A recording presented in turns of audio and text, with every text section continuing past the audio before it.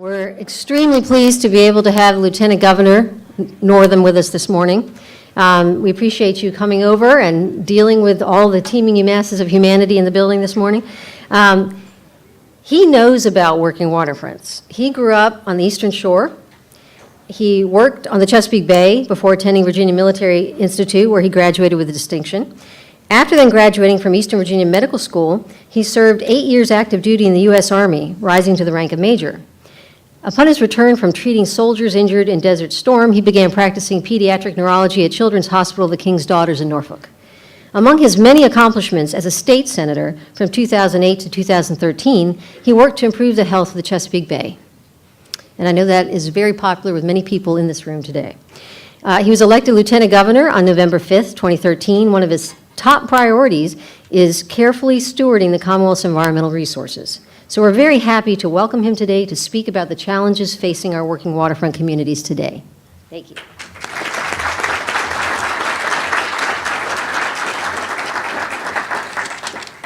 Well, good morning.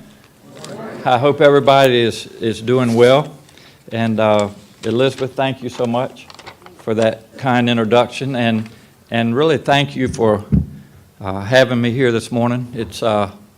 It's great to be back in Williamsburg. As you all might imagine, I travel around the Commonwealth a bit, and not all the audiences are as friendly as you all. So it's great to be in front of a friendly audience. And President Reevely, it's always good to see you, and I appreciate what you do for the Commonwealth and for William and Mary. Just kind of so that everybody knows, our son, Wes, graduated from William and Mary in 2010, and our daughter Aubrey went to UVA, so I got to see the contrast. I love William and Mary, especially when I'm here in Williamsburg, right? So, but I was unable back in my day to be at either of those fine universities. I went to the Virginia Military Institute, so maybe in my next life, right, I will be able to come to William and Mary or UVA.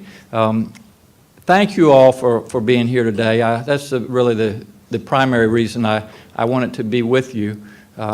We have some significant challenges with our environment. There's some uncertainty that worries me, it concerns me. After what we saw a few weeks ago, I don't think we need to belabor that, but we need to be vigilant. We need to continue to be advocates for what we believe in, what we know is right, and we cannot let our guard down. We need to keep moving in a positive direction. I do need to give credit where credit is due. Coming out of VMI, I'll use that as an excuse. I couldn't find any women that would even bother to go out on a date with me. So I had to head to Texas. And that's where I did my pediatric training at Fort Sam Houston. And I was fortunate enough to run into this young lady named Pam. And Pam and I have been married for 30 years, but she might even be here tomorrow. I'm not sure if she's here or not, because I've been out of town so long. But if you want to find someone who is an advocate for our environment, for our waterfronts, for the health of the Chesapeake Bay, Pam works very hard. And for those of you all that don't know Pam, she is working with Lynn Haven River now out of the Brock Environmental Center. They work very closely with the Chesapeake Bay Foundation. And they're really doing good work about bringing children, bringing classrooms into the Brock Center. Our children are our future, and they're very impressionable. And so if we can show our children, if we can get them out in the field, get their hands wet and dirty, and talk to them about the importance of our environment, the importance of being good stewards of our environment, then that's really what it's all about. The other thing that Pam does is that she does the faith-based education outreach. And so she goes into churches, she goes into synagogues, into mosques, and really encourages people to be good stewards of the environment. And so that model, I think, is working very well, and something that we should continue to work on. Now, Elizabeth mentioned my passion for the Chesapeake Bay. I grew up on Onancock Creek, on a small farm, and the Chesapeake Bay was literally my backyard. So if it can be done on the water, whether it be fishing, crabbing. Bill, great to see you here. I used to run a boat to Tangier Island when they built the airstrip. I've been mates or a mate on fishing boats. So I've done a lot. And so what I'd like to just remind you of or encourage you that knowing a lot of people that work on the water, that have recreation on the water, it's a culture that we have surrounding the Chesapeake Bay. And it's a tremendous boon to our economy, literally billions of dollars. So we need to continue to work to restore the health of the bay. And it's interesting, I had that experience growing up and seeing the importance of watermen that made their living on the bay. And then in my adult life, I've practiced medicine in Hampton Roads, but I've lived in that area, and I've seen the importance of commerce. If you think about what that brings into the economy in the Commonwealth, our ports, for example, we just invested, as you all probably know, $350 million. It's a tremendous asset that we have in Virginia to bring goods in and exports out. And again, it supports a lot of our economy in Virginia. And then finally, we had the military. And so we need to protect the military. And I just gave a talk next door about our economy. We're very dependent in Virginia, and we will continue to be on the military and government contracting. So when you look at the Chesapeake Bay and the estuaries, we have all these assets that we talk about that I've just kind of gone through. But it's also, on the other hand, a liability. And it's a liability when we have northeasters, that we have flooding in the streets, and that we have houses that go underwater, docks that are torn away. Economically, it's a tremendous liability. So there are things that threaten the Chesapeake Bay that we need to be aware of, and we need to try as best we can to reverse them. And so Elizabeth talked about my passion for the Bay. People ask me, so Ralph, why would a pediatric neurologist who's had a fairly successful career that takes care of sick children and their families, why would a pediatric neurologist want to get into politics? And if there's a psychiatrist in here, we need to talk. But one of the biggest reasons was that I watched the demise of the Bay over my 50 years of growing up, and I'm going to do everything I can to help you all and work together and restore the health of the Bay. I want to tell you just a little political story, if you don't mind. And Elizabeth said I had 2 hours. I'm going to probably cut it back to maybe 15 minutes, if that's all right. You might want to sit down. But I had a lot of friends, Bill, you might appreciate this, who worked on the water, had a lot of friends on Tangier from building the airstrip. And there were a lot of folks that were saying, Ralph, we can't make a living on the Bay. We've overfished the Bay. The crab, stock is down. And a lot of them went and worked on tugboats. And I suspect some of them still are. So anyway, so here Ralph arrives in Richmond, the new senator. I would say politically naive is maybe a good description. And one of my fellow senators who, and I'm not going to name his name because I don't want to get him in any kind of trouble, not that it's trouble, but he represents some of the surrounding Chesapeake Bay. And so he came to me and said, Ralph, I think it'd be a good idea if we write a letter to the VMRC and encourage them to get rid of winter dredging of crabs. And I said, Richard, I wasn't supposed to mention his name. I said, Richard, that sounds like a good idea because I've been hearing these things and I do what we can, and these are female crabs and they're just trying to do what they do and kind of to bring the stock back up. So here we go. We wrote that letter, and oh my goodness. did that bring people out of the woodwork? And so that was lesson one in what we call unintended consequences. So two areas I'd like to talk about just very briefly that we've done a lot of work on and we continue to need to work on. The first is the pollution in our bay. And we certainly know the point sources, what that does, bringing nitrogen and phosphorus into the bay. And we've actually made a lot of great gains. We've updated a lot of the sewer systems along the Chesapeake Bay. We still have some work to do in that regard. We have worked very closely with developers. We're not there quite yet, but talking about storm runoff, what that does, what that takes into the Chesapeake Bay, especially after rainstorms.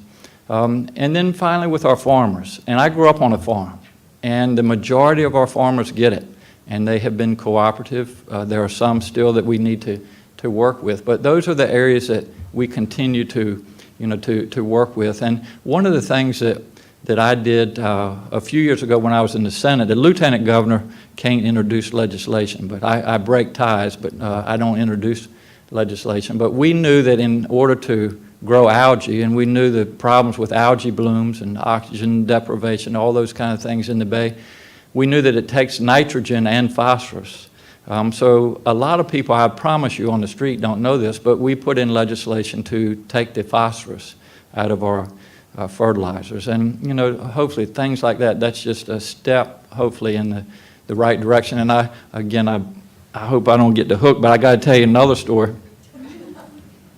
I go to civic leagues often and try to educate folks, and I've been guilty, just like everybody else. In the springtime, we want the grass to be green. As we get older, we don't like to cut the grass quite as frequently, so we don't put as much fertilizer as we get older. But anyway, I told them, I said, it's okay to make sure that you have the proper nutrients in your lawn and that your grass grows, but not too much. So take soil samples and do this the right way. And they were all, yeah, okay, that sounds good. So anyway, I sat down, and the Civic League president stood up, and he had a plaque, and it was the prize for the greenest yard of the month in the neighborhood. So anyway, we still have some work to do. And then the other issue, and getting back on a serious note, is sea level rise. And I'm a scientist. I majored in biology.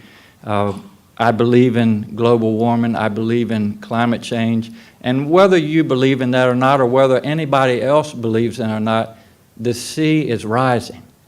And Bill, having been from Tangier, I know you know what's going on. I'm from the Eastern Shore. We're about 5 or 6 feet above sea level there. We're very low. Anytime we get a storm, God help us if we get like a Category 4 hurricane. We are so vulnerable to sea level rise, and it's something that, again, whether you want to debate what's causing it, that's a discussion for another day, but it's happening, and we need to prepare for it. So I had introduced legislation when I was in the Senate to study sea level rise. We had a great cooperation from colleges or universities like William & Mary, from Old Dominion, VIMS. We really, and folks that I know are in this room that contribute to that, we are grateful and thankful for that. It's a national security issue, believe it or not. We have the largest Navy in the world right there in Norfolk, Virginia. So, we need to deal with all of this as we move forward. I want to leave you on one last note, and I don't want to stir up controversy, but I do want to let you know where I stand. And I think a lot of this comes from growing up on the Eastern Shore. But we all need to work together, I believe, to promote alternative sources of energy. We need to work together to wean ourselves away from fossil fuels, to wean ourselves away from producing the carbon dioxide that we're putting into the atmosphere that is contributing to the sea level rise. And I have been an opponent, and I will continue to be, of offshore drilling. And let me just give you a couple reasons. Number one, we have the military that does a lot of training off our coast logistically. I would just say it's not good for the military. We have NASA Wallops, which we are very proud of on the Eastern Shore. It's been a tremendous shot in the arm economically to the Eastern Shore. Logistically, it is difficult for them to launch rockets with rigs off of our shore, or it would be. We have aquaculture. And again, I know I'm preaching to the choir, but aquaculture, the growing of clams and oysters, and we want to start looking into growing scallops and finfish. That's in excess of a $75 million industry right now. It's really helping tourism, believe it or not. And I like to make, we have a lot of breweries now that are popping up, wineries, distilleries, and so I make the point, to tourists, if you come to Virginia and drink some of our wines or beer or whiskey and have some oysters with it, good things are going to happen for you, right? So the aquaculture industry is important. The fourth reason, I'll just see if you all are awake this morning. The fourth, I hope my wife's not here. The fourth reason is tourism. Imagine if we had a misadventure, I'll call it, off the coast of Virginia, what that would do to the tourism industry, not only on the Eastern Shore, but Virginia Beach. And finally, the royalties. Why should Virginia stick their neck out and take the risk of offshore drilling when those royalties are not going to come back to the Commonwealth of Virginia? They're going to go to Washington, and then they're going to go elsewhere after that. So whether you agree with me or not, as long as I'm in control, I'm never going to support offshore drilling. So in closing, I think that we need to use sound science. I think that's important. I think that we need to use our resources responsibly. You remember, it's our taxpayers' money. But we all need to work together to continue to promote the good health of the Chesapeake Bay and the estuaries. Again, it's important for our economy, it's important for our quality of life, it's important for our children and their children. So I appreciate you all doing what you do. Keep up the good fight. I thank you for allowing me to be with you this morning, and I hope that all of you sincerely have a very safe and peaceful holiday season, and may God bless all of you all. Thank you all so much.